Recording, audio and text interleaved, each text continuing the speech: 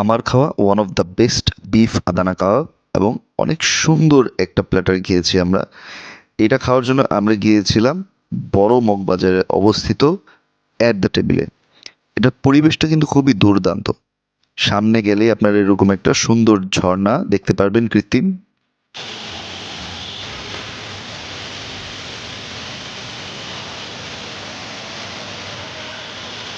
এই জায়গাটা ছবি তোলার জন্য কিন্তু দুর্দান্ত। আপনারা দাঁড়িয়ে ছবি তুলতে পারেন, ছোটখাটো ভিডিও ক্রিয়েট করতে পারেন।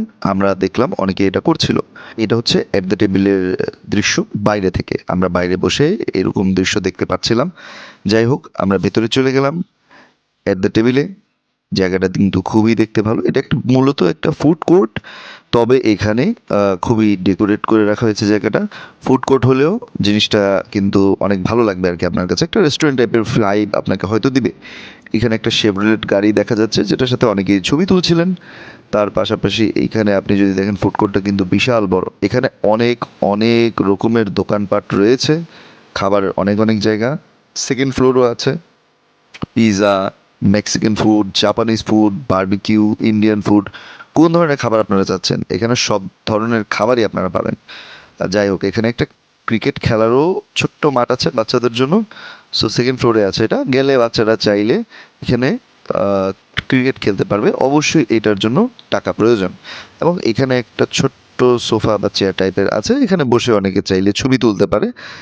আর এর পাশাপাশি উপর থেকে দৃশ্যটা দেখতে অনেকটা এরকম।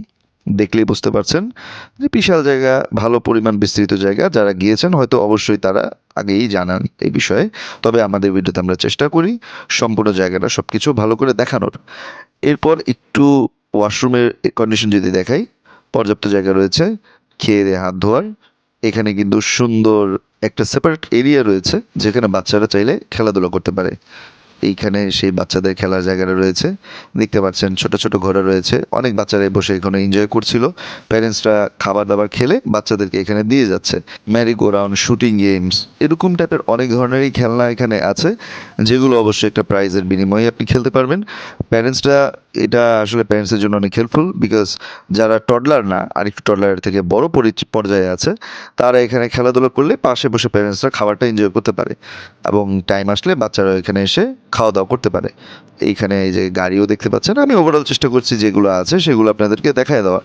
কারণ কোনো বাচ্চা এখানে গিয়ে প্রবেশ ফি হচ্ছে 100 টাকা। সো এই 100 টাকার বিনিময়ে বাচ্চারা এখানে যে কিছু ফ্রি আইটেমগুলো খেলতে পারবে। যেমন ওই যে গাড়িটা দেখলেন বা এই যে এই হাউসটা আছে, এখানে বিভিন্ন ধরনের রাইডস আছে যেগুলোর জন্য কোনো ধরনের টিকিট বা কয়েন নিতে হয় না।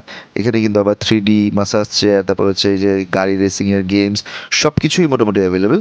এখানে আপনারা পজ করে প্রাইসিংটা দেখে নিতে পারেন। আমি দেখিয়ে দিয়েছি। আচ্ছা, এরপর আমি দেখাই। এখানে একটা জায়গার আমার ডেজার্ট খুব পছন্দ হলো। সো এই শপের মধ্যে আমি দেখলাম যে শুধু ডেজার্টের শপ, অনেক ধরনের ডেজার্ট রয়েছে। ডেজার্ট আমাদের টার্গেটে ছিল না, তবে আমি চিন্তা করলাম আপনাদেরকে দেখাই, বিকজ এখানে আপনারা আসলে চাইলে ট্রাই করতেই পারেন। চিজ কেকগুলো ছিল। এখানের চিজ কেকগুলো দেখতে কিন্তু দুর্দান্ত লাগছিল। এর পাশাপাশি অনেক ধরনের টার্ট ছিল, অনেক ধরনের চকলেট পেস্ট্রি টাইপের ছিল। সো ওভারঅল অনেক কিছু ছিল মেইনলি। এর পাশাপাশি আরেকটা যেটা দেখতে পাই সেটা হচ্ছে লাইভ সালাদ সেকশন, যেটা আমার খুবই অপছন্দ। কিন্তু আমি জানি অনেক মানুষের খুব পছন্দ, যার কারণে ভিডিওতে এটা তুলে ধরা। অপছন্দ হওয়ার কারণ হচ্ছে এখানের যে প্রাইসিং সিস্টেম, এটা আমি একদমই জাস্টিফাই মনে করি না। এখানে আপনি যেটাই খাচ্ছেন সব কিছু প্রাইস সেম। সো এটা আসলে হয় না। আপনি একটা আলু খাবেন, এটার দাম আপনি একটা মাংসের সমান দিচ্ছেন। এটা সুন্দর লাগে না আমার কাছে। আমরা একটা কফি অর্ডার করি। সো এইখানে আমরা আপনাদেরকে কফি মেকিংয়ের সম্পূর্ণ প্রসেসটা ছোটোখাটোভাবে দেখাই দিতে পারছি। এখানে একটাই মোস্টলি কফি মেকিংয়ের প্লেস আছে, একটা বা দুইটা। একদম সামনে যখন আপনি ঢুকবেন তখনই আপনি এটা দেখতে পারবেন। কফি মেকিংটা আসলে আমার কাছে দুর্দান্ত লাগে। তবে আমার একটা কমপ্লেন আছে, সেটা হচ্ছে কফিগুলো কিন্তু খুবই লুকোয়াম হয়, একদম মানে ঠান্ডা। এই শীতের রাতে এরকম ঠান্ডা কফি খেয়ে আসলে কোনো মজা নেই। সো এখানে কফি আছে, খুব সুন্দর আর্ট করে দিয়েছিলেন ওনারা। আমি এবং আমার ওয়াইফ প্রথমে ভেতরে বসেই কফি এনজয় করছিলাম। পরে চিন্তা করলাম এরকম শীত পরিবেশে কফিটা একটু বাইরে এনজয় করলেই বেটার লাগবে। পিছনে আবার ঝর্ণা আছে। সো একটা সুন্দর ফিলিংস পেলাম। এরপর আমরা অর্ডার করেছিলাম আমাদের রাতের ডিনার। এটা আমি নিয়েছিলাম হচ্ছে বিফ আদানা কাবাব, যেটা প্রাইস হচ্ছে 550 টাকা। আর এখানে এর পাশাপাশি আমি আরেকটা ডিশ অর্ডার করেছিলাম। এটা আমি অর্ডার করেছিলাম হচ্ছে টেস্ট অফ আদানা নামে একটা শপ থেকে। মোস্ট প্রবাবলি এটাই নাম, তবে আদানা ইনক্লুডেড ছিল তাদের নামের মধ্যে। এখানের কাবাবটা আমার কাছে খুবই ভালো লেগেছে। বিফের যে কাবাবটা দেখছেন একদম সলিড মাংস ছিল, একটু হার্ড বাট খারাপ না, খেতে কিন্তু খুবই মজা, মশলাদার। আর এইটা ভাই আমার খুব ভালো লেগেছে, বিফ আদানা কাবাব, একদম মশলাদার, যেরকম বাঙালি যেভাবে ভালো লাগে সেরকম। এর পাশাপাশি আরেকটা আইটেম আমরা নিয়েছিলাম, সেটা হচ্ছে ডালাস এক্সপ্রেস থেকে।